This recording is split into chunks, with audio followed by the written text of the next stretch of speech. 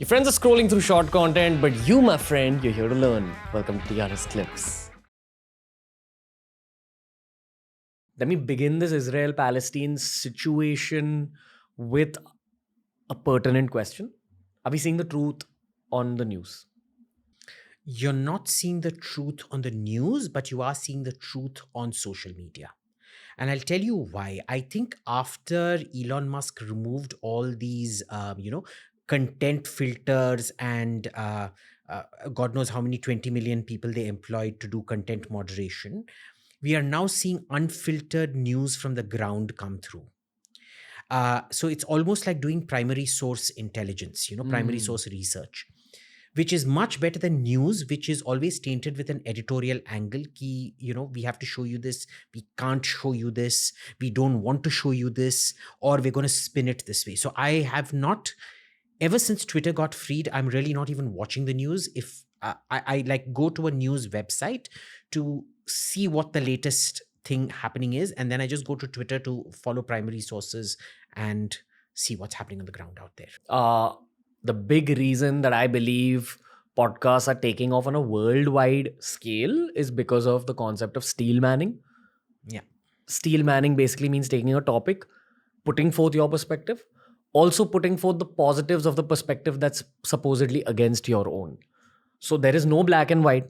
It's all a spectrum of gray, and you try landing up on the right shade of gray through conversation. Now, this is not possible on the news. This is why podcasting has taken off. This is why Joe Rogan and Lex Friedman and all these guys have careers, that they steel man arguments, which is what I want to begin Israel, Palestine, and this whole situation with. My heart goes towards Palestine in terms of civilians, children, women do not deserve to die at all. This is, men at war, political leaders at war. Right. Now, parallelly, I have an Israeli friend who actually got murdered in this music concert. Okay, and I knew him for a very, very long time. He was shot so badly by the Hamas militants that they couldn't recognize his body. Yeah. Family is going through hell right now. So when you hear all these situations, again, you don't land up on either side. You just face the brutality of war and you try steel manning arguments. Yeah.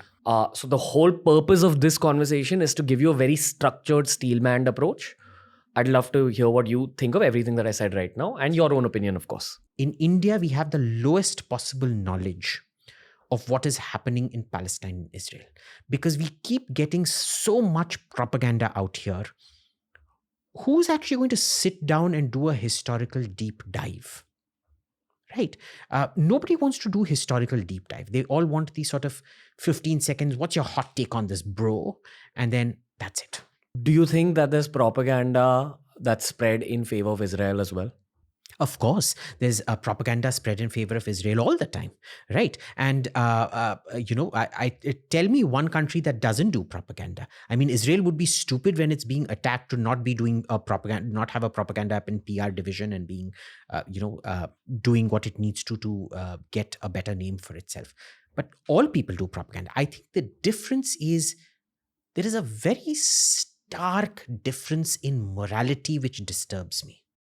Stark difference in morality between Israel and Palestine? Israelis and Palestinians. So, the morality is so convoluted. There's absolute moral clarity on one side, and there's something very screwed up about the other side.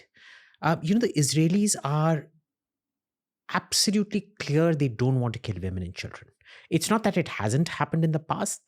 There have been massacres by Jews on occasion, yes. But they don't come out and celebrate these things. Okay. And when those celebrations happen, they are condemned by the state. They are distanced from the state. And Israelis have a very, very poor view of those people.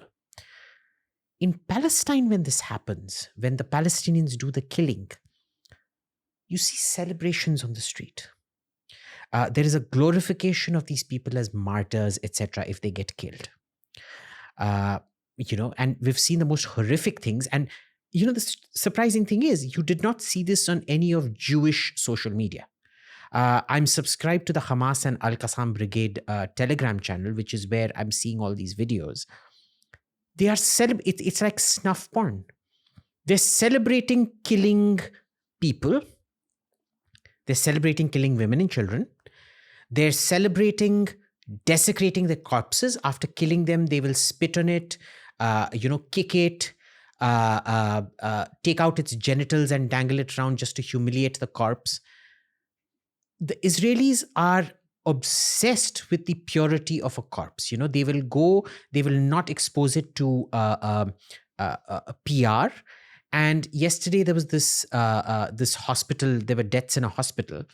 The doctors and officials in that hospital actually collected the corpses around them and did a press conference using the corpses as props. You'll never see that in Israel. So, there's something very scary because, conflicts are usually shades of gray. But sometimes when you look at this conflict, you find that, it worries me how psychologically disturbed the Palestinian narrative is. So if you enjoyed this video, make sure you check out this playlist for more videos just like this. It's TRS Clips.